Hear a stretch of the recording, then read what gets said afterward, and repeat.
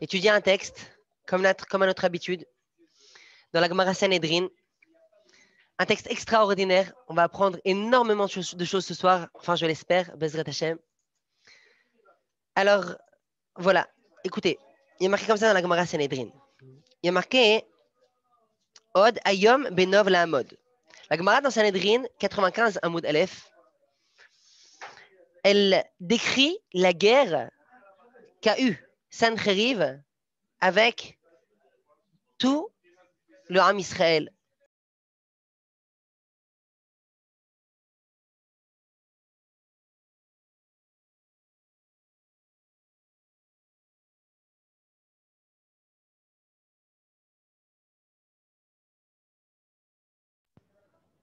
Désolé. Sancheriv est arrivé aux portes de Jérusalem et il a failli détruire tout Jérusalem. Et la Gemara décrit comme quoi Chizkiyahu, Amelech, le roi Chizkiyahu, a prié et a déchiré les cieux avec le prophète Yeshaya, alors que l'empereur Sancheriv était aux portes de Jérusalem. Ce soir, on ne va pas voir la puissance d'armée qu'avait Sancheriv, mais c'était une armée tellement grande qu'elle remplit Eretz Israël d'un côté à l'autre. Elle a asséché le Yarden et 180 000 généraux étaient à la tête de cette armée-là. Une armée incroyable. Et le pasuk nous décrit Od Ayom Benov Lahamod. Le pasuk dans le Nardi, Od Hayom Benov Lahamod, c'était encore le dernier jour pour Nov. Ça veut dire quoi, le dernier jour pour Nov? Alors Sancheriv, lui, qui était l'empereur le plus puissant de son époque, la Gemara, elle dit dans Megillah, qu'il a conquis le monde entier. Toutes les nations lui avaient juré allégeance. Tout le monde entier, toute l'humanité de l'époque lui était assujettie, asservie. C'était la plus grande puissance au monde. Et Sancheriv, avant de partir en guerre, il a demandé à ses astrologues. Il a demandé à ses astrologues, est-ce que c'est Kedai? Est-ce que ça vaut le coup que j'aille détruire Jérusalem? Et le pasuk dit, Od Hayom Benov Lahamod, Amar Avuna, Oto Hayom ce jour-là, Nishtayer me Avona Shel Nov. C'était le dernier jour qui restait au ciel. C'était le dernier jour où la punition de Nov pouvait encore se faire rembourser. Amré les Kaldaïs lui ont dit les astrologues, I azalta idna, si tu vas maintenant, yachaltla, tu pourras la vaincre. Veilo, mais si tu retardes, lo yachaltla, tu ne pourras pas faire tomber Jérusalem. Urcha debael esguyeba sarayuma saga bechad yoma. Le trajet qu'il devait faire depuis la Babylonie, l'Iran, l'Irak actuel, jusqu'à Jérusalem, ce trajet qui devait prendre 10 jours, il a fait presser toute son armée et il a fait tout ce trajet-là, toute cette traversée-là, en un jour. Pourquoi? Parce que les astrologues lui ont dit, aujourd'hui, c'est le jour pour faire tomber la ville de Jérusalem. Il y avait comme un sablier au ciel, si on peut s'exprimer ainsi. Et ce sablier se terminait ce fameux jour-là, la veille du jour de Pessah. Comme on va le voir dans un instant, ce soir-là de Pessah, Akadosh Baruch Hu a fait un des plus grands miracles de l'histoire. Les Ashkenazim, eux, ont l'habitude le soir de Pessah de faire un piyut, un poète, dans lequel ils décrivent tous les nissim, tous les miracles qui se sont passés durant toutes les générations le soir de Pessah. C'est ce que nos sages appellent l'El Shimurim, la nuit qui est gardée. Cette nuit miraculeuse où il y a une garde divine, une garde toute particulière qui entoure et qui protège chacun d'entre nous, le peuple juif. C'est l'El Aseder, c'est la nuit de Pessah.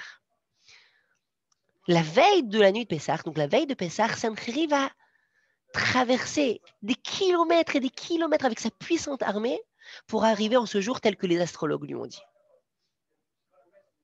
Et le texte dit pourquoi? Parce que c'était le dernier jour qui restait de la faute de Nov. Quelle est cette faute-là? La Sanhedrin 95a. Quelle est cette faute-là? Quelle est la faute de Nov? Quelle est la faute de Nov? Alors, lorsqu'on ouvre le Nach, on apprend un passage qui nous décrit comme quoi Shaoul HaMelech a perdu la raison. Shaoul HaMelech a perdu la raison. Il était jaloux d'eux. Il était jaloux de David HaMelech et il voulait le tuer. Et le passage décrit, le texte, dans le Nach, c'est marqué qu'il a voulu l'assassiner maintes fois. Alors qu'il était marié avec sa fille Michal, il a fait envoyer des envoyés pour le tuer. Et Michal a réussi à le faire fuir. David HaMelech a commencé à se méfier. Et il a dit à son ami d'enfant, son ami qui était Jonathan, le fils du roi Shaoul, il lui a dit, regarde, vérifie si ton père veut vraiment me tuer ou pas. Et Jonathan a vu que son père Shaoul voulait le tuer. Jonathan fuit la Séouda de Rosh Chodesh, il va rejoindre David HaMelech, il lui dit, pars, parce que Shaoul HaMelech veut vraiment te tuer. Et là commence une fuite pour David HaMelech, une longue fuite, épuisante. Il va fuir le roi Shaoul. Et là, il arrive à Nov. Nov, Ira Kohanim, Nov, la ville des Kohanim. Le Mishkan résidait là-bas, la Shrina était là-bas, mais lui, épuisé, affamé, assoiffé, et il rentre dans la ville et il va rencontrer Achimelech, le Kohen Gadol. Et épuisé, il lui demande, dans le Mishkan, Achimelech, peux-tu m'aider? Et Achimelech est étonné. Achimelech est étonné, il lui dit, comment, toi, le général d'armée du roi Shaoul, tu te retrouves tout seul, sans personne, tu n'es pas accompagné, normalement tu es toujours entouré de ton armée? Et il répond, je suis en mission secrète pour le roi Shaoul. Je n'ai pas d'armes, parce que je n'ai même pas eu le temps, le roi m'a envoyé, mais mes hommes m'attendent loin de là, je dois aller les rejoindre. Je n'ai pas pris de vivres, je n'ai rien pris. As-tu de quoi manger? Et Achimelech lui répond, nous n'avons que le pain, kadosh, le lechem apanim, que l'on mettait sur les tables dans le Mishkan. Et il lui dit, donne-moi, parce que c'était sa kanat nefashot. Il lui a dit, est-ce que tu es tahor, tu es pur? Il lui a dit, oui, je suis pur. As-tu une arme? Demande le roi David. Il lui a dit, il n'y a que l'épée de Goliath qui est restée dans le Mishkan. L'épée de Goliath, elle est restée dans l'Oel, moi, elle est restée là-bas dans le Mishkan.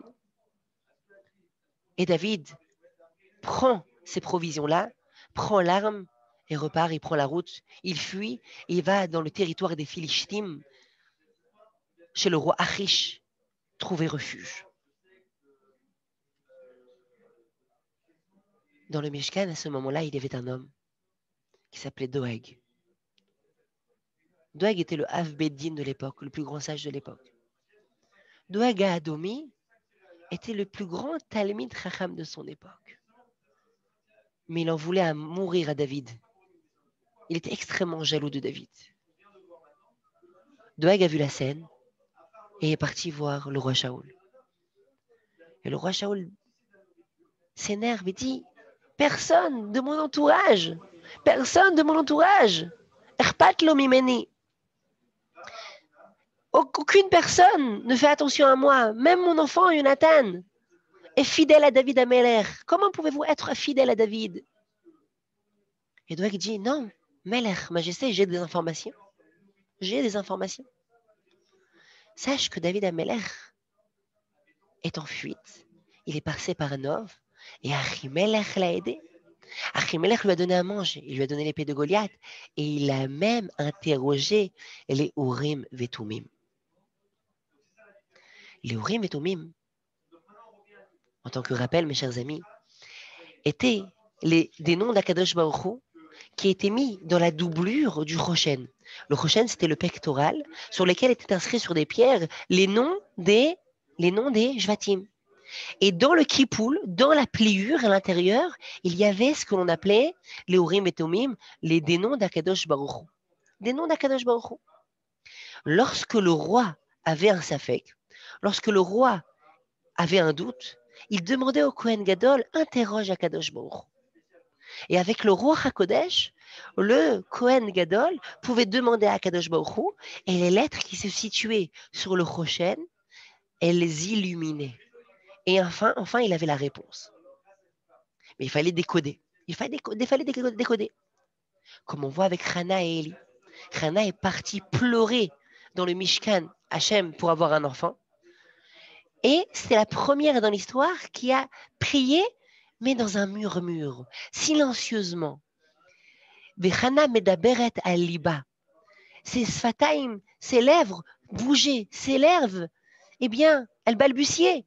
Et Élie ne comprenait pas, comme expliquent les commentateurs, que jusqu'à cette époque-là, ceux qui voulaient prier à Kadosh Baruch Hu, eh bien, ils faisaient une tfila bekol ram, à haute voix. Qui fut la première dans l'histoire qui a fait cette tfila en chuchotant comme un murmure?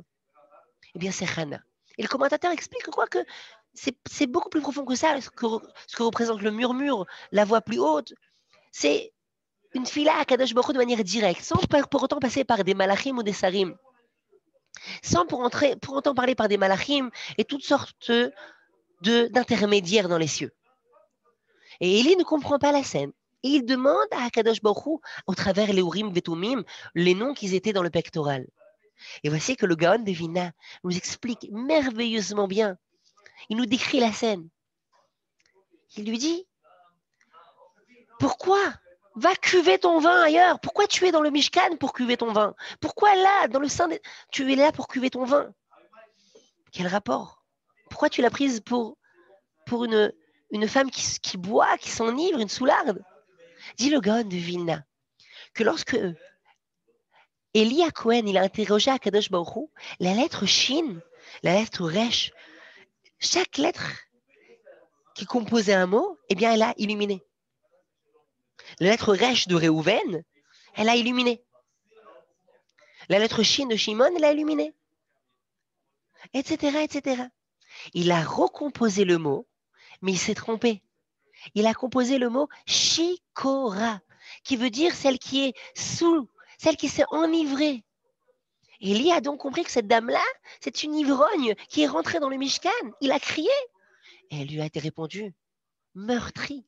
Elle lui a dit, Lo Adoni. Lo Adonata, comme la Gemara dit dans Brachot. Tu n'as pas compris. Pas du tout. Je suis meurtrie par le tsar, par la peine que j'ai de ne pas avoir d'enfant, et ce durant des années. Et il s'était trompé. Au lieu de lire les lettres Keshera, elle est Kshera, c'est une femme qui est Kshera, c'est une sadéquette, il a lu Shikora. Élie, pour se rattraper, va bénir Hana, et cette même année, elle va donner au monde un enfant qui égalait à Moshe Rabbeinu et à Aaron, le Kohen Gadol, qui était donc cet homme-là, c'était Shmuel Hanavi. Je ferme la parenthèse. Les Urim et Tumim étaient donc les noms d'Akadosh Baruch Hu qui étaient dans la pliure du Rochen. Et la seule personne qui était autorisée à interroger le Kohen Gadol et demander à Hachem, c'était le roi. C'était le roi en personne, personne d'autre. Ou des envoyés du roi. C'est le roi qui pouvait poser des questions. Doeg est en train de dire à Shaoul, le roi Shaoul, sache, majesté,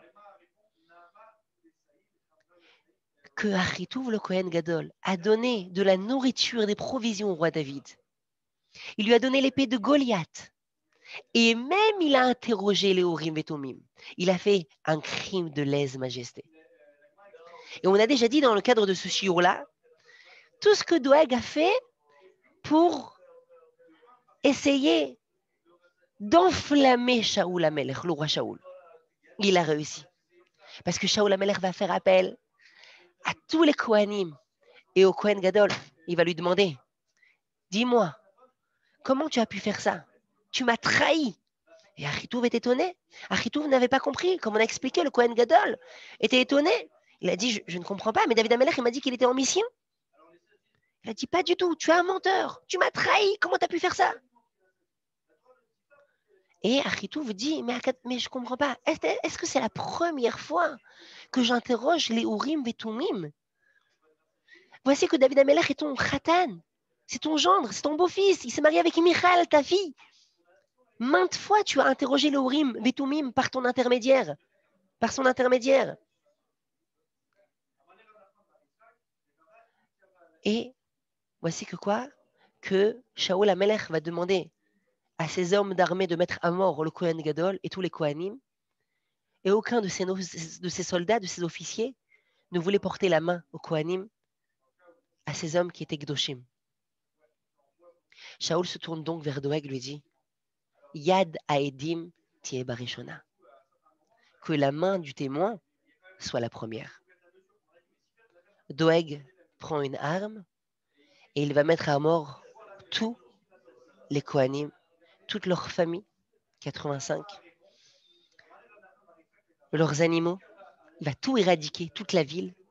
Et les commentateurs disent qu'il a fait pire que ce qu'on a fait à Amalek. Parce que pour Amalek, encore le peuple, il a eu pitié du troupeau. Mais là, il a mis à mort tout le monde.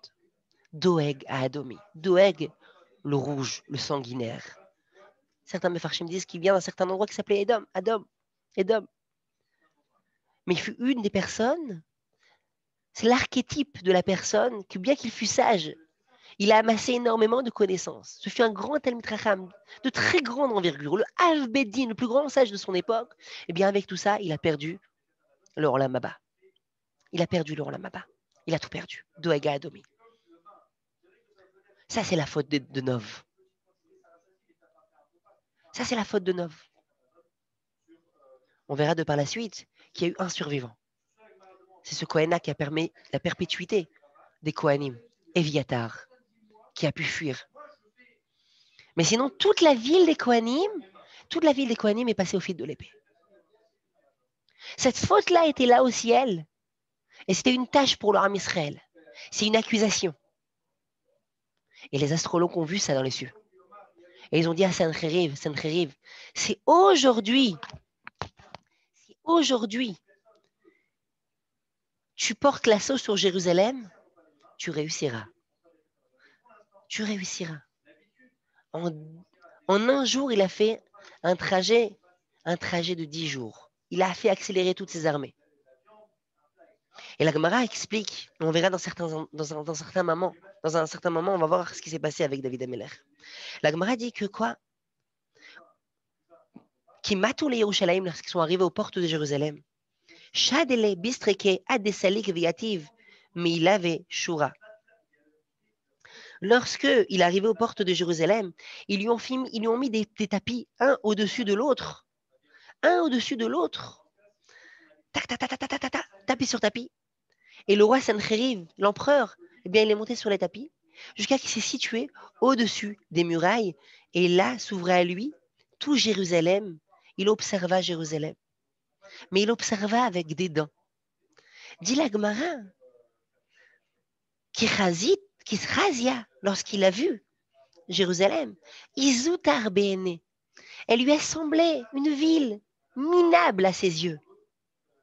Amar, il a dit, Aloda et Karta de Yerushalem. C'est donc ça la ville de Jérusalem. Que pour elle, j'ai empressé toutes mes légions. Et c'est pour elle qu'en chemin, j'ai conquis toutes les médinotes, toutes les nations. Allo Iséira, voici qu'elle est petite, Vechalesha, elle est faible, Bikol Krachea Memaya, de toutes les villes fortifiées des Kavashit, Betokef Yadi, elle est beaucoup plus petite que de toutes les villes fortifiées, de tous les peuples que j'ai réussi à prendre par la force de ma main. Allah, Vekam, Omagid Bereché, Movil Umaite Biyade, Atour Bet Magdasha de Betzion, Ve'alezrata de Birushalayim. Avec dédain, il regardait Jérusalem. Il agissait, il bougeait sa tête avec dédain. Et avec sa main, comme ça, au loin, il faisait sur le Beth Amikdash et sur le mont du temple. À Maré, ils ont dit Nish de Beyada, Aïdna. Les généraux de l'armée de Sancheriv ont dit Majesté, on prend l'assaut, on attaque, on y va. Amarleun, Tamitu, attendez. Les Machar, demain, Aïti lui, Kol Chad Vechad Vinaichu Gulmu. Hereg Mine. Demain, chacun d'entre vous, vous démantèlerez, vous allez démonter la ville de Jérusalem. Chacun d'entre vous de mon armée prendra une partie, un bout de Jérusalem. On va la démanteler. Nous sommes tellement nombreux. Miyad, directement. Vayehi balaylaou, voici qu'en cette nuit-là, Vayetse malach Hashem, est sorti le malach d'Hashem. Vayach bemachane Ashur, il a frappé le campement de Ashur, qui était la superpuissance de l'époque. 185 000 généraux. Vayashkimu baboker, les survivants, qui étaient au nombre de 5, se sont levés. Veine, voici, kulam begarim metim, tous étaient des cadavres morts. Et c'était la ville, c'était le soir, c'était la nuit de Pessah. Cette nuit de Pessah, Kadosh Baruch Hu envoyait un malach. Et comme on a vu dans un shiur précédent, ce malach-là a brûlé les âmes, les corps de tous les soldats et les habits de chaque soldat étaient restés intacts. Vous avez donc des millions de personnes qui jonchaient autour de Jérusalem.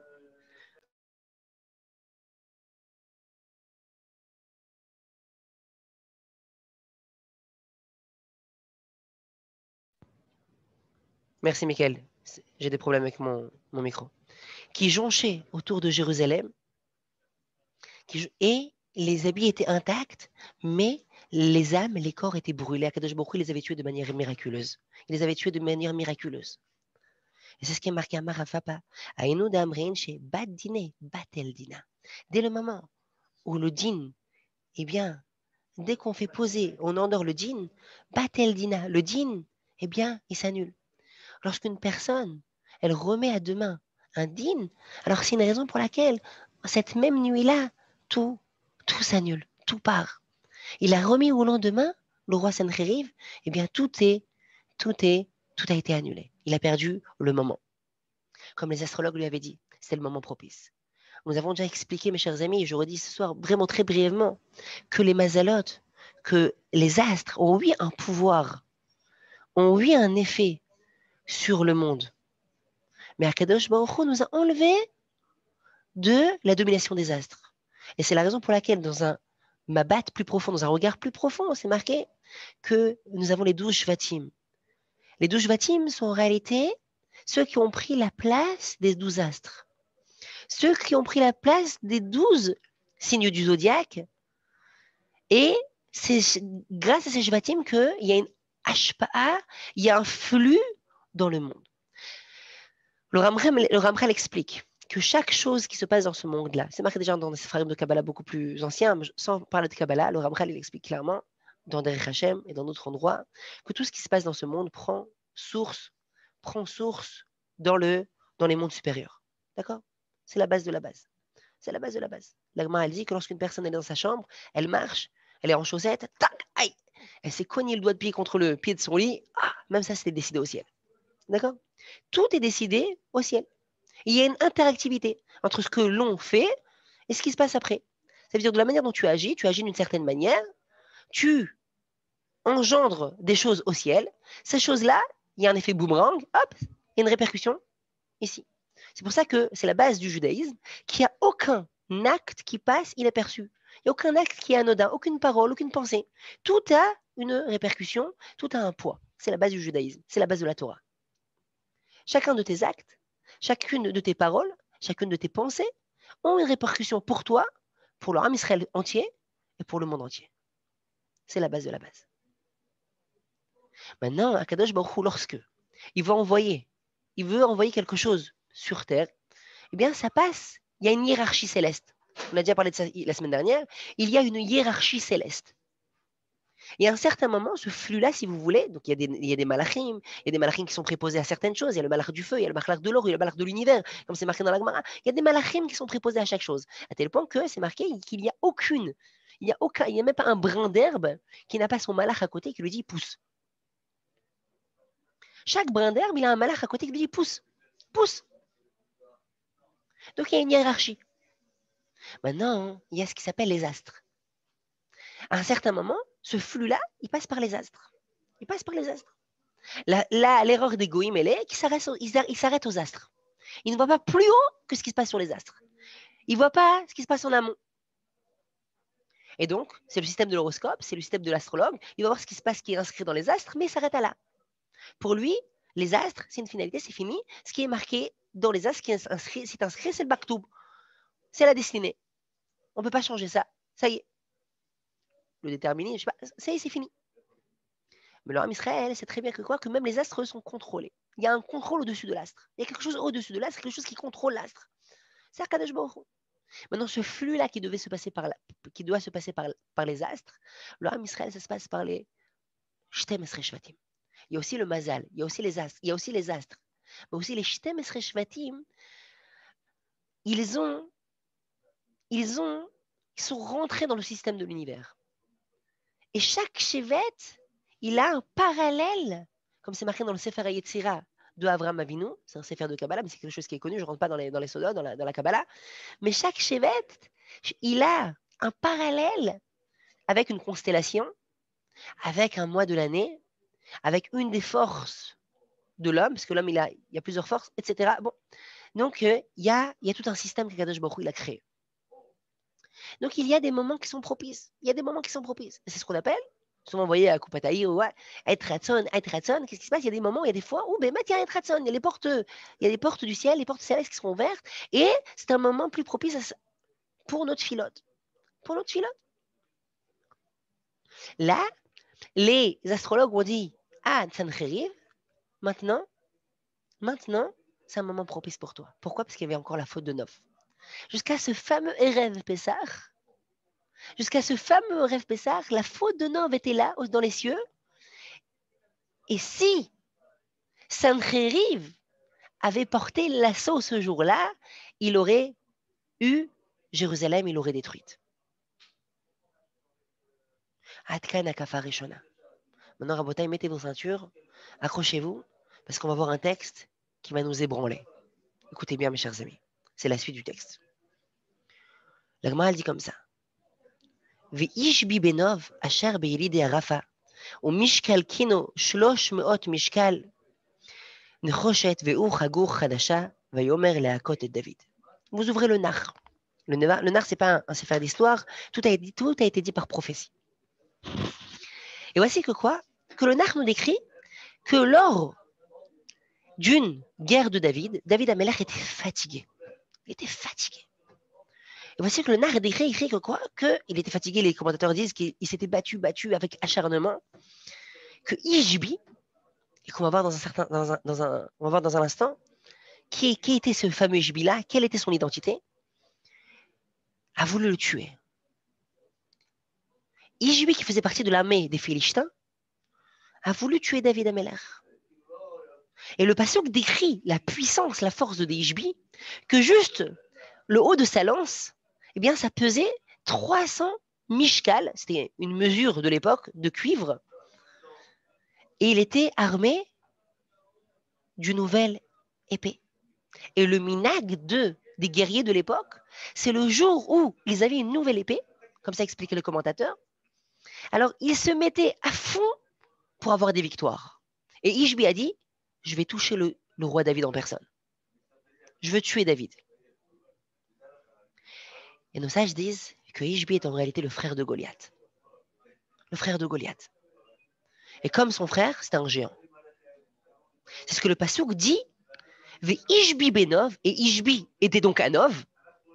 Asher be'ilide Arafa, qui était un des enfants de la géante. Ou Mishkal Kino, Shloshmeot Mishkal Nechoshet, comme on a expliqué, le poids de son arme. Ve'u Chagur Chadasha, il avait une épée nouvelle. Donc le Passouk est en train de décrire combien il avait une volonté folle, une rage d'avoir une victoire, de marquer un trophée ce jour-là. Bah, Yomer Leakot, et David, il a dit, je vais avoir la peau de David. Et la Gemara demande, Maïvi Ishbi Benov. C'est sûr que Ishbi était un Nov. Quel rapport? Comment Ishbi s'est retrouvé un Nov? Et pourquoi le Passouk nous dit que Ishbi était un Nov? La Torah est en train de nous préciser, le Nar est en train de nous préciser quelque chose ici. Il y a un changement dans la phrase, les commentateurs disent, le Nun en guimel, mais en tout cas, le Nar est en train de nous dire quelque chose. Amar Rav Yehuda Amar Rav, Ish Sheba Aliskenov. Maintes fois, vous allez voir, Bezrat Hashem, si on continue cette série, Bezrat Hashem, que les Chazal, ils font ce qui s'appelle une dracha. Une dracha, le drash, c'est voir la Torah d'une manière, d'une facette plus profonde. Et c'est ce qu'on appelle le pshat. Le pshat, c'est voir les choses d'une manière simple, superficielle.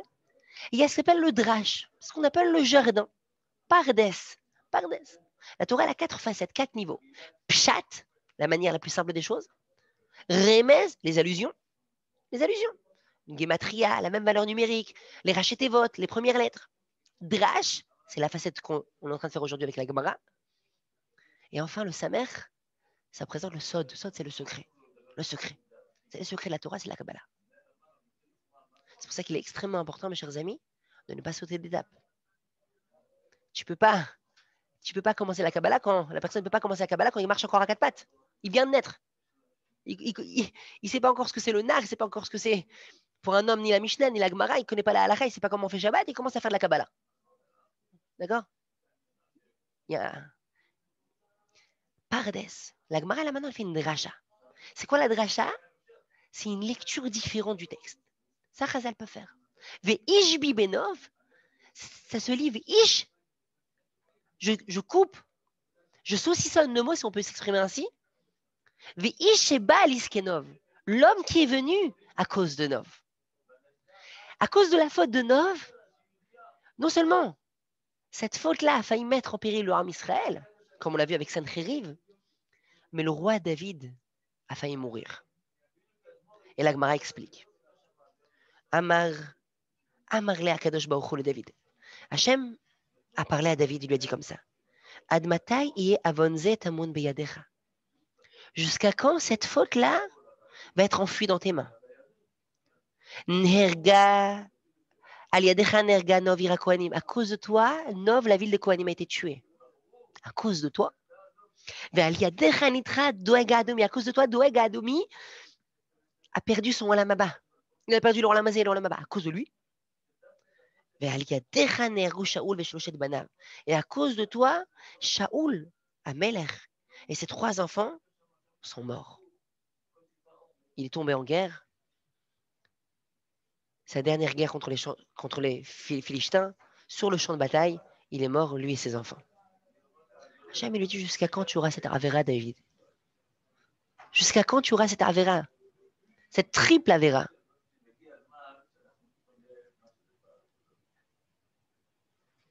Le meurtre de Nov, la perte de Doeg et la fin du roi Shaoul et de ses 3 enfants. Retzonra, quelle est ta volonté? Hachem propose à David. Il lui donne 2 choix. Que choisis-tu? Soit tes enfants périront. Il n'y aura plus de continuité à la dynastie de David. Les descendants de David, à un certain moment dans l'histoire, mourront tous. Otimaser beyadoyev, ou Timaser beyadoyev, toi tu tomberas dans la main de ton ennemi. Choisis.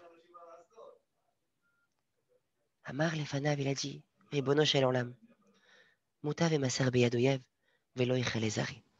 Je préfère moi tomber dans la main de mes ennemis, mais que ma descendance ne soit pas exterminée. Il faut bien comprendre, et c'est ce soir ce qu'on va essayer de comprendre. Quelle fut la faute de David? Que reproche-t-on à David? Pourquoi une punition si terrible? Avançons dans le texte. On va essayer de comprendre ça, Bezrat Hashem. Le texte nous dit, la Gemara nous raconte. Yom Echad, un jour.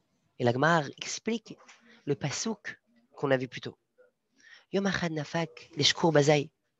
Voici qu'un jour, le roi David est sorti dans un village.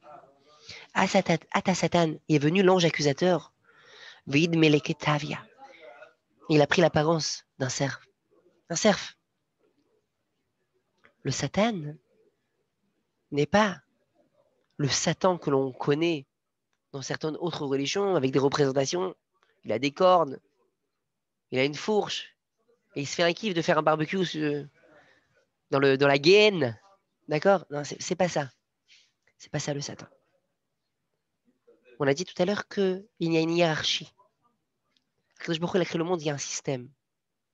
De la même manière que chaque ange a sa mission, chaque ange est en charge de quelque chose. Ainsi, il y a quelqu'un, il y a un malach qui est chargé de faire fauter, d'inciter l'homme. C'est la base du libre arbitre. Et ce même malach est chargé de prendre l'âme de la personne. C'est le malach Hamavet. Il a trois casquettes. Yetzer Hara, Satan, malach Hamavet. C'est le penchant. C'est lui qui dit à l'homme, il n'y a pas de problème, vas-y, mange. Mange, tu risques rien. C'est lui qui après accuse au ciel. Et c'est enfin lui qui descend et finit le travail en prenant l'âme de la personne. C'est son travail. Et voici que le Satan a pris l'apparence d'un cerf. Et il a commencé à courir. Oh, le roi David l'a vu. Patak Begira, il a pris une flèche et il a commencé à jeter sur le cerf. Velomatia, il a évité. Mâcheré, voici que le Satan, sous cette apparence, il a commencé à avancer. Et le roi David est sur sa monture, il ne prête pas attention à ce qui se passe, et il avance. Et doucement, le Satan l'amène jusqu'en territoire ennemi. Doucement, le Satan l'amène jusqu'au Philistime. Jusqu'à qu'il l'amène en territoire de Philistime. Lorsque le géant Ishbi voit le roi David, Amar, il a dit, Goliath. C'est lui qui a tué Goliath, mon frère.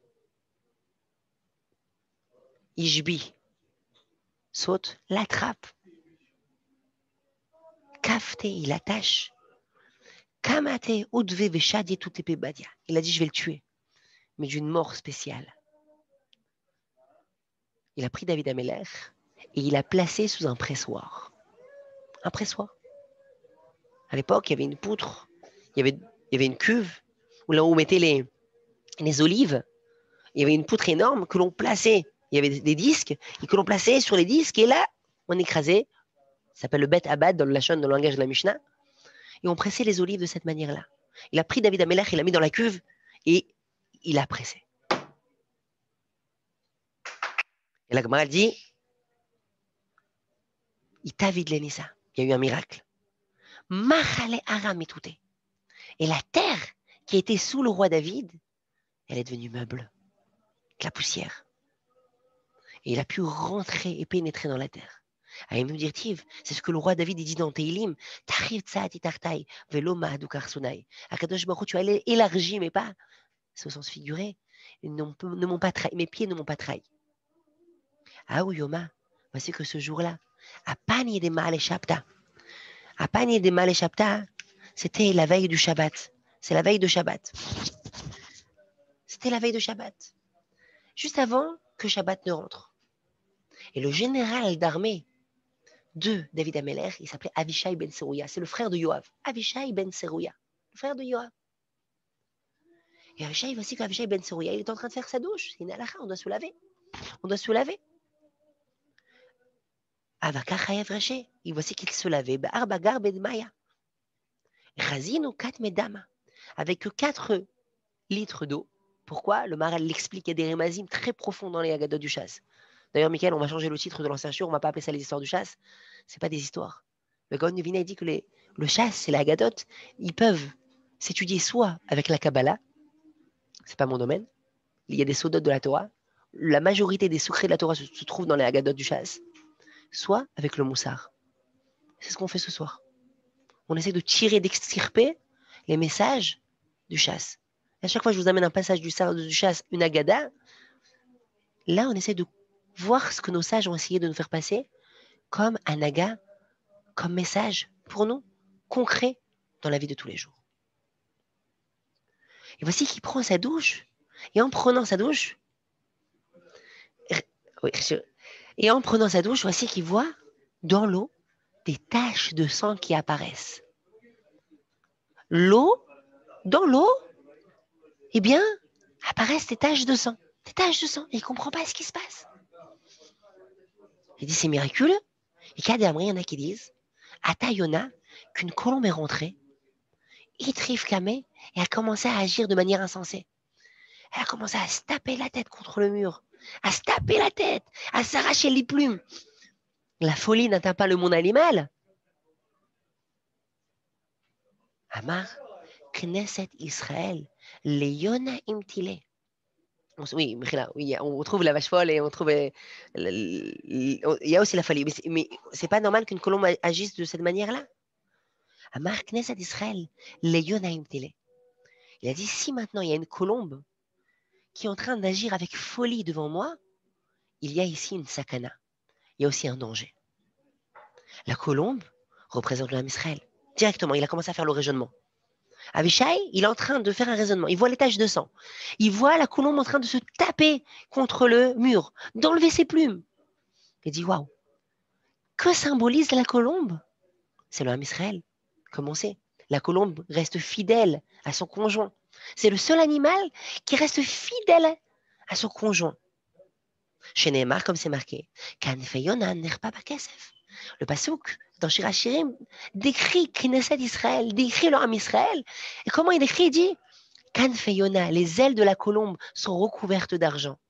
Les ailes, c'est ce qui fait élever la colombe. Ainsi, les ailes représentent les mitzvot pour le peuple juif. Ils sont recouvertes d'argent. C'est l'âme Israël fait les mitzvot avec beauté. Il essaye de faire de belles mitzvot à Akadosh Baruch. Il dit maintenant, je vois que nous ne sommes pas en sakana. Il n'y a pas de danger imminent. Donc pourquoi maintenant la colombe est en train de faire ça? Donc ça vient me faire passer un message pour celui qui équivaut à tout l'âme Israël, à celui qui représente tout l'âme Israël, celui qui est en charge de tout l'âme Israël. Ce n'est autre donc que le roi. Le roi est en danger. Je comprends. David Malka de Israël Betzara. C'est le roi David en personne qui est en danger. Betzara Echaré. Atale Bété. Abishai Betsaoui, il sort de sa maison, il court au palais. Velosh carré. Il ne trouve pas David. David n'est pas là-bas. Amar, il s'est dit, Tnan, on a un enseignement. Regardez le raisonnement que fait le général d'armée.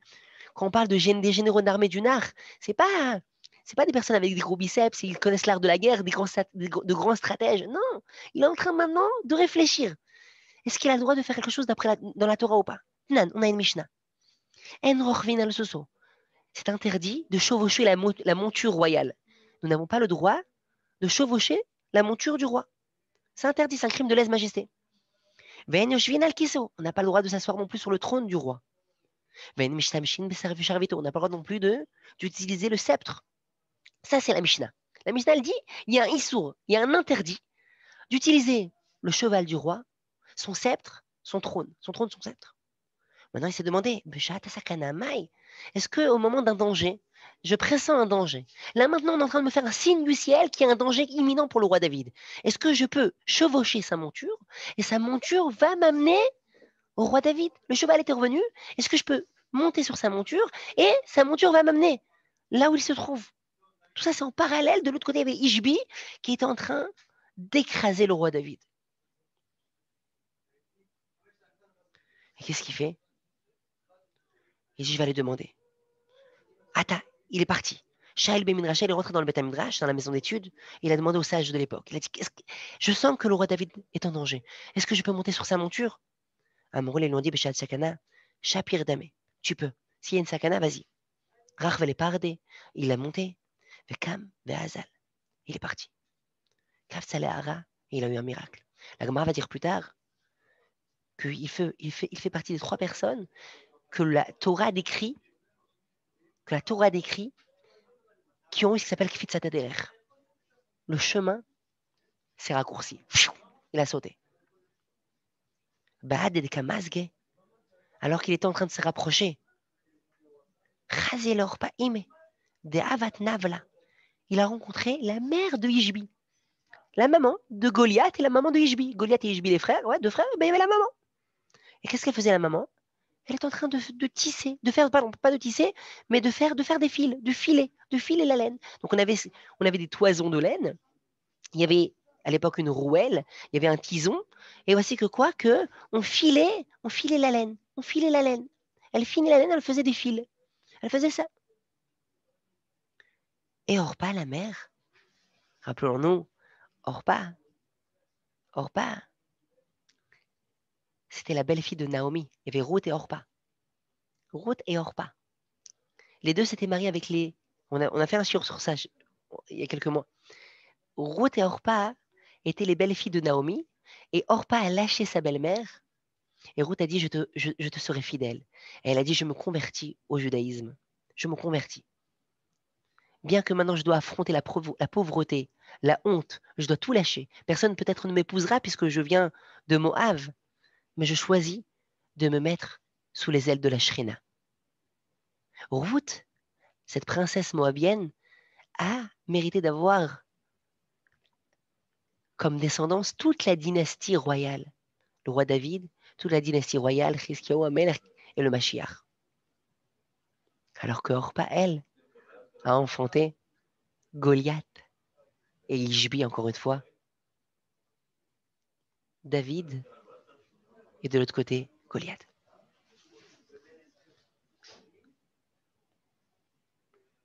Orpa voit qu'Irazité, elle a vu Avishai s'approcher, pas sacté les pilra. Elle a pris le tison de fer, elle a cassé sa rouelle, et Shadé il avait, elle a jeté sur Avishai. Elle a jeté sur Avishai. Avishai rentrait en territoire ennemi, il rentrait dans le territoire des Pélishtim, il rentrait dans le territoire des Pélishtim, et voici elle prend son tison, et elle le jette sur Avishai, le général d'armée. Et elle le rate. Elle n'a pas réussi à l'avoir. Savré les Miktélé, elle a pensé le tuer. Elle n'a pas réussi. Le tison, il est passé à côté. Amral, elle lui a dit, jeune homme, a-t-il plach? Ramène-moi s'il te plaît. Mon tison, je l'ai fait tomber. Tu peux me le ramasser s'il te plaît? Patke, Avishai, il a pris son tison là, il a jeté Beresh Mocha avec Atla, il a jeté dans la tête de Orpa, et Orpa, elle est morte. Avishai avance. Il pénètre dans le territoire des Philistins.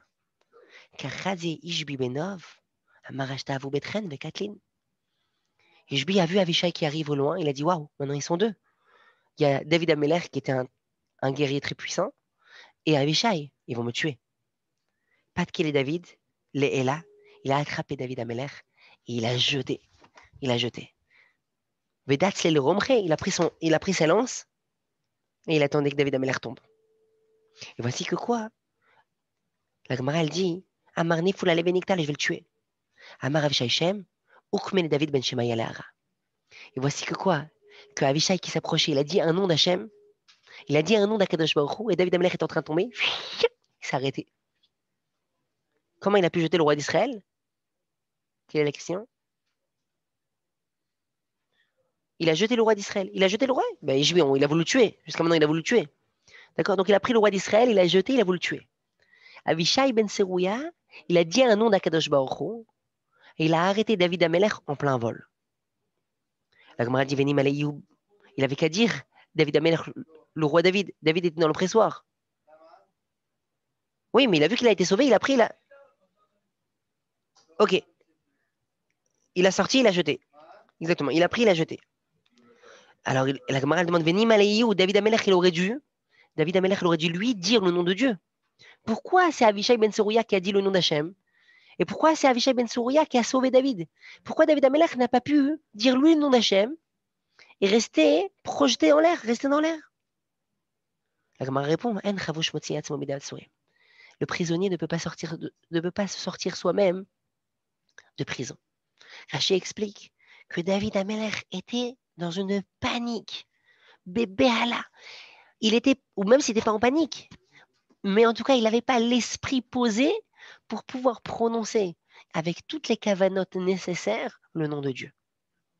Donc Avishai ben Serouya, qui lui avait plus de recul, était plus posé, a pu lui dire le nom d'Akadosh Baruch Hu, le nom d'Hachem, et il a pu sauver le roi David Amelech. Il a pu sauver le roi David. Amarle, Maïbaïtacha, qu'est-ce que tu fais là? Et le général d'armée Avishai, il crie à David, qu'est-ce que tu fais là? Amarle, Akadosh Baruch Hu. Comme ça, Hachem m'a dit. Comme ça, je lui ai répondu. David Amelech, tout de suite, il a fait le lien. Il a dit Hachem m'a fait la proposition. Est-ce que moi, je préfère mourir moi ou alors que ma descendance se fasse exterminer? J'ai choisi moi-même. J'ai choisi de mourir pour être mechaper la faute de Nov.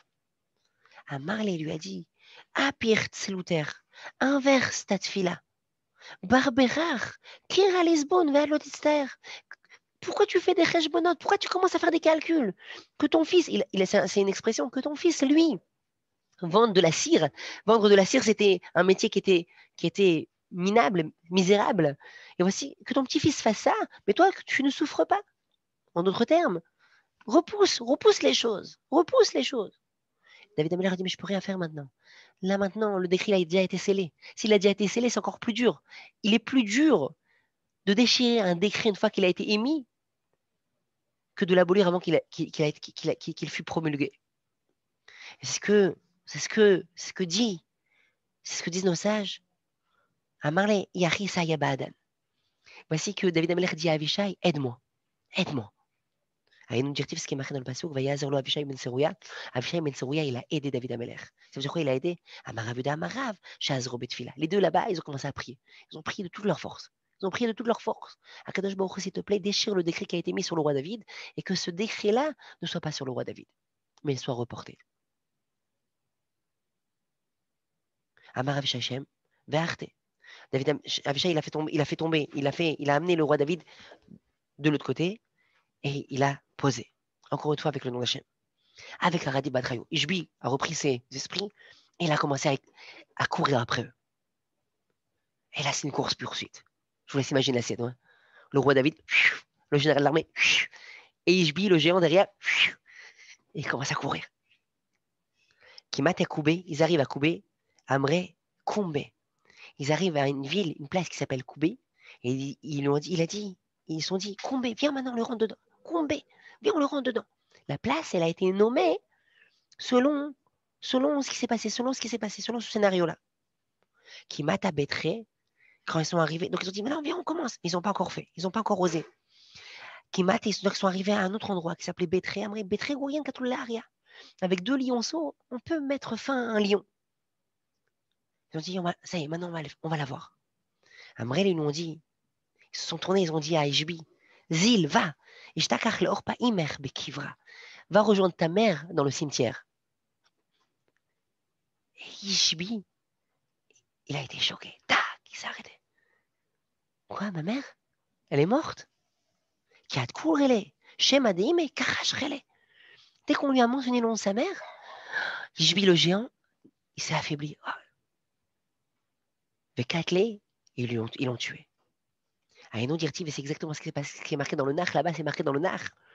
Az nishbeu anche David lo les morts. Ont juré les hommes de guerre, ceux qui étaient chargés de protéger David, la garde personnelle de David, en disant Lot etseod itanu la milchama, tu ne sortiras plus jamais avec nous en guerre, velot echabet ner Israël, et que ne s'éteigne pas la lumière d'Israël, le ner Israël, la lumière d'Israël. On ne veut pas que tu sortes en guerre. Ça y est, c'est fini. On a failli te perdre une fois David Ameller, c'est fini. Et David Ameller n'est plus jamais ressorti en guerre. Il est plus sorti en guerre. Les hommes de guerre, ou alors, faut vérifier, mais en tout cas, c'est marqué que quoi, qu'ils ont juré, ils ont dit que on ne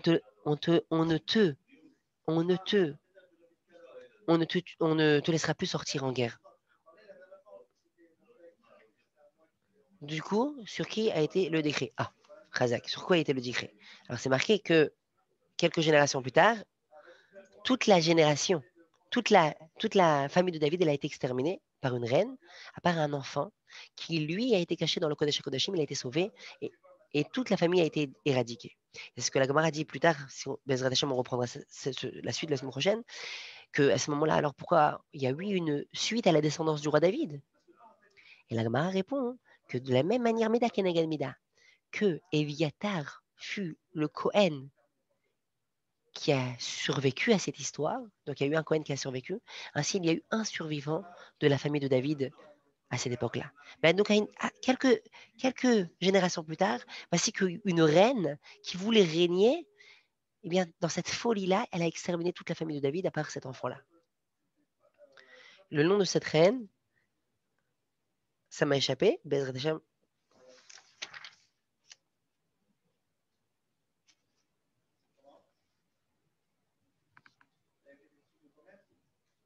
Atalia.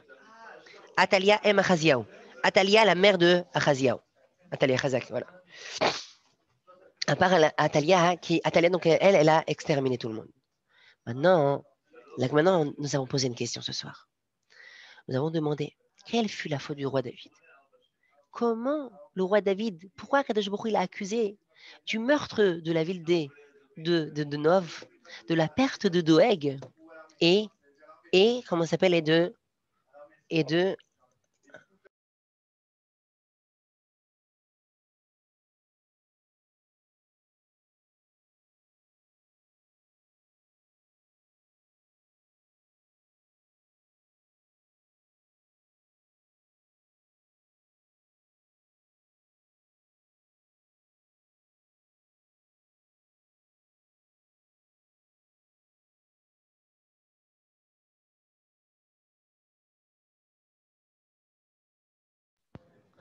désolé, Chazak.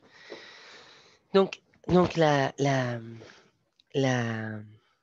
question était comment c'est possible que David Ameller fut accusé de ça? Et là, c'est ce que cherchent les commentateurs. Ils cherchent à comprendre pourquoi Hachem a mis cette responsabilité sur le roi David. Le Tzemar Tzedek explique que, et d'autres commentateurs expliquent encore, que le roi David a agi avec ruse, avec le Kohen Gadol Achitouv. Avec le Kohen Gadol Achitouv. Il a agi avec ruse. Il ne lui a pas dit que maintenant il était en fuite. Il a dit, je suis en mission secrète. Et si Achitouv, si le Kohen Gadol avait su que maintenant Shaoul Amelech est à ses trousses, il est en train de le poursuivre, il aurait pris ses précautions. Il y avait d'ailleurs là-bas Doeg qui était le fidèle général d'armée du roi Shaoul, il était là-bas. Donc, David Amelech aurait dû agir d'une différente manière. Il a mis, lui, en sakana la ville de Nov. Il a mis en sakana tous les Kohanim. Là fut sa faute. Alors là, je comprends. Mais pourquoi accuser la perte de Doeg et de Shaoul? Deuxième question que posent les deux commentateurs. Pourquoi Doeg et Shaoul, eh bien, on associe à David leur perte? Doeg, c'était un rachat. Il a assassiné toute la ville. Shaoul Amelech aussi. Michila, c'était pas un rachat, c'était un très grand sadique. Mais c'est un très grand sadique, Shaoul Amelech. C'est un très, très, très grand sadique. Mais on associe la perte de Shaoul à cause de David, du roi David. Et la question est pourquoi? Pourquoi? Alors écoutez, mes chers amis, écoutez bien ce qu'on va dire ce soir. La Gemara, elle dit comme ça. Il y avait un roi d'Israël qui s'appelait Achav. Et Achav, lui, c'était un très très grand rachat. Il s'est même enorgueilli qu'il n'y a pas un sillon dans la terre d'Israël où il n'y a pas une Avodazara. Il faisait ce qui s'appelle le culte de Baal. Le culte de Baal. Il y avait Achav et sa femme Isabelle, ils formaient un couple de Rechaim. Un couple de Rechaim. Achav un jour se promène et il voit à côté de son palais un vignoble. Un vignoble d'une merveilleuse beauté. Il va voir son propriétaire Navot. Il dit, Navot, tu me vends ton vignoble? Il dit, là, je ne te vendrai pas mon vignoble pour rien au monde. C'est le patrimoine de mes pères. C'est l'héritage de mes ancêtres. Je ne vendrai pas mon vignoble. Achav revient dans son palais, brisé, cassé. Il n'a plus envie de manger, il va se coucher. Comme ça, le texte, il raconte, le nar. Sa femme, la reine Isabelle, elle arrive. Elle dit, Achav, qu'est-ce qui se passe? Il dit, j'ai mal au cœur. Qu'est-ce qui se passe? Il dit, voici que le vignoble d'à côté, j'ai envie, j'arrive pas à l'avoir, je me sens mal. Je dis, hey, tu vas pas me faire une impression pour ça. On s'en occupe, il n'y a pas de problème. Elle envoie une lettre aux sages. Il faut voir c'est quoi, c'est les sages de l'époque. Faites un jugement à Navot, empruntez les services de faux, édimes, de faux témoins, faites une accusation à Navot où il mériterait la peine capitale, tuez-le. Choisissez comme motif d'accusation qu'il a été Mekalel, la maudit Hachem et le roi. Ainsi, de cette manière, les biens qui revenaient à Navot reviendraient au roi. Aussitôt dit, aussitôt fait. Isabelle envoie cette missive-là. Navot se fait juger, il se fait tuer, et le vignoble appartient au roi Achav. Épisode 1. Épisode 2. J'avance. Vous continuez le texte dans le Nar, et de souvenir, c'était 3 ans plus tard, si je ne me trompe pas, ou alors Il y avait pendant 3 ans, il y avait la paix entre le royaume d'Israël et le royaume de Aram, qui était le royaume voisin. Et le Nach nous raconte que Achav voulait mener la guerre pour conquérir Ramoth Gilad contre le roi d'Aram. Voici qu'il va faire appel à Yehoshaphat. Le territoire d'Israël, après la mort de Shlomo Ameler, a subi ce qui s'appelle un schisme. Il a été coupé. Il y avait le royaume du Nord, le royaume des 10 tribus d'Israël. Il y avait 2 tribus qui avaient encore gardé allégeance. Ils avaient juré allégeance, ils étaient encore fidèles au roi de David, à la dynastie de David Ameler. C'était la tribu de Juda et la tribu de Benjamin. Dans le royaume du Nord, à cette époque-là, c'était le roi Achav. Dans le royaume du Sud, c'était Yehoshaphat. Et Achav fait appel à Yehoshaphat, il lui dit, Yehoshaphat, viens, et ensemble, nous allons faire la guerre au roi d'Aram. Yehoshaphat dit, il n'y a pas de problème. Je suis d'accord, mon armée est à ta disposition, je suis prêt à partir en guerre avec toi. Je suis prêt. Mais il lui dit comme ça. Il lui dit, à la condition que on demande à des prophètes. Il n'y a pas de problème, des prophètes journée. Et Achav, voici qu'il va amener 400 prophètes de Baal. 400 prophètes de Baal. Baal, c'était l'arbre d'Azara, l'idolâtrie de l'époque. 400 prophètes. Et voici que tous les prophètes de Baal arrivent et ils commencent à prophétiser. Et ils prophétisent. Et ils disent, va, pars en guerre et Dieu sera avec toi. Dieu sera avec toi, tu réussiras dans ta conquête. Va, pars en guerre. Yehoshaphat, qui était un roi tzaddik, à contrario de Achav, dit, n'y a-t-il pas encore un prophète? N'y a-t-il pas encore un prophète? Et tu dis, il y a un prophète, mais lui, je l'aime pas, je le déteste. Parce qu'à chaque fois, il prophétise des choses qui sont de mauvais augure. Appelle-le. Ne parle pas comme ça, appelle-le. C'est justement un vrai Navi, Michayahu. Il fait appel à lui. Et le texte dit quelque chose d'incroyable, Rabotai. Écoutez bien, mes chers amis. C'est une Gemara. Le temps nous est court. Je peux pas. J'aurais voulu voir avec vous dans la Gemara Shabbat, dans la Gemara Baba Batra et dans la suite de la Gemara Shan Sanhedrin, mais je vous fais en concis. En concis, Bezrat Hashem. Écoutez bien, mes chers amis. Le texte dit comme ça. Akadosh Baruch Hu, il a dit au ciel, il a produit, quelle est l'âme qui va faire trébucher Achav? Quelle est l'âme qui va faire tomber Achav, qui va tromper Achav? Qu'est-ce que ça veut dire? Il fallait qu'un esprit vienne du ciel, se pose sur le prophète et que le prophète se trompe dans sa prophétie. Le Ramchal, encore dans Derech Hashem, il explique qu'il y a tout un passage sur les prophéties où le prophète devait s'élever dans sa manière d'agir, dans ses connaissances. Et la prophétie, ça s'apprenait. Il y avait un maître prophète, il y avait des élèves prophètes, il y avait des écoles de prophètes. Or, écoutez bien ce qui est marqué. La prophétie était quelque chose de dangereux en début de parcours.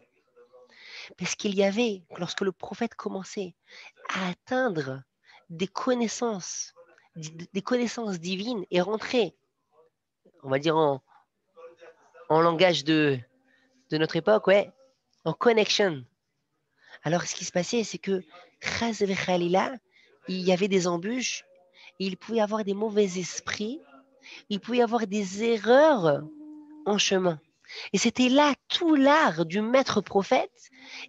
Et le maître prophète apprenait, le maître Navi apprenait au Talmidim comment éviter et comment ne pas tomber dans ces erreurs-là.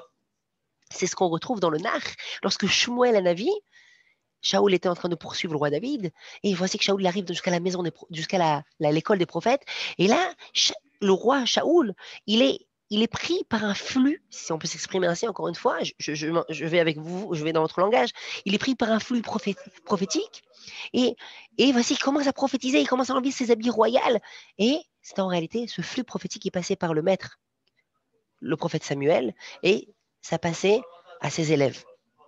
Et donc, le maître prophète, il guidait, maître prophète guidait les talmidim, il guidait les élèves.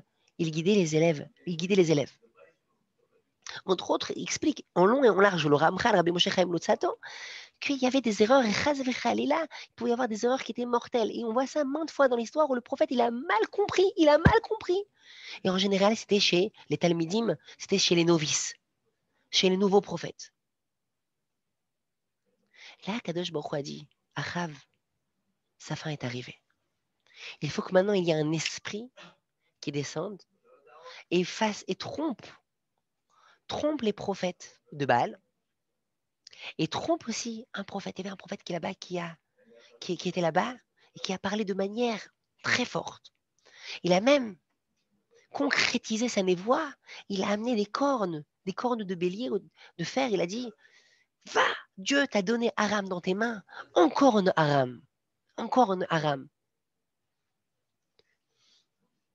Et Michaïaou vient, de souvenir c'est Michaïaou si je ne me trompe pas, et voici que quoi? Il dit, Achav, non seulement tu ne réussiras pas, mais le seul qui mourra dans cette conquête-là, dans cette guerre-là, au combat, ce sera toi. Je vois le Ham Israël comme un tson, comme un bétail sans berger. Je vois le Ham Israël sans son roi. Le seul qui mourra au combat, bien c'est toi, Achav. Et Achav s'énerve et dit, je t'avais dit, il dit à Yehoshaphat, je t'avais dit qu'il ne prophète que du mal envers moi. Je t'avais dit. Et voici que, je crois que c'était Tzidkia ben Kenaana, il vient, celui qui a fait ces cornes-là, et il frappe, il met une claque au vrai prophète. Il met une claque au vrai prophète. Et nos sages disent que cette claque-là, ce sang-là qui est sorti de la joue de ce prophète, a sauvé le Ham Israël, entre guillemets. Parce que le Ham Israël aussi devait tomber au combat. Mais le sang de ce tzaddik-là était mechaper. Voici que ils ont pris le vrai prophète, ils l'ont mis en prison. Achav, il a dit, mettez-le en prison jusqu'à que je revienne. Et Achav est mort au combat. Nos sages disent, écoutez bien mes chers amis, qui fut cet esprit-là dans les cieux, qui a accepté cette mission-là, pour mettre fin à Achav? Cet esprit-là n'était autre que Navoth, le propriétaire de ce vignoble. Navoth a dit à Kadosh Baruch Hu, je veux ma vengeance. Navoth a dit à Hachem, Achav m'a assassiné, je veux ma vengeance. Je serai l'esprit qui trompera les prophètes. Je serai celui qui sera en charge, qui amènera Achav à sa perte. Et Hachem lui a dit, tu va, pars, va en mission. Mais nos sages disent que le mot tsé peut se lire d'une différente manière. Tsé, Hachem, il lui a dit, sors. Ça veut dire quoi, sors? Sors, mimechitsati. Sors de ma proximité, je ne veux plus de toi à mes côtés.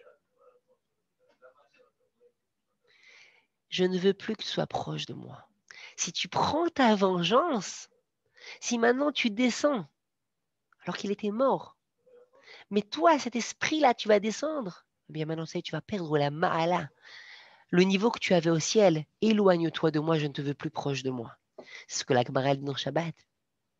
Kol shene'enash chavero al yado, en machnisim oto b'mechitzato shel HaKadosh Baruch Hu.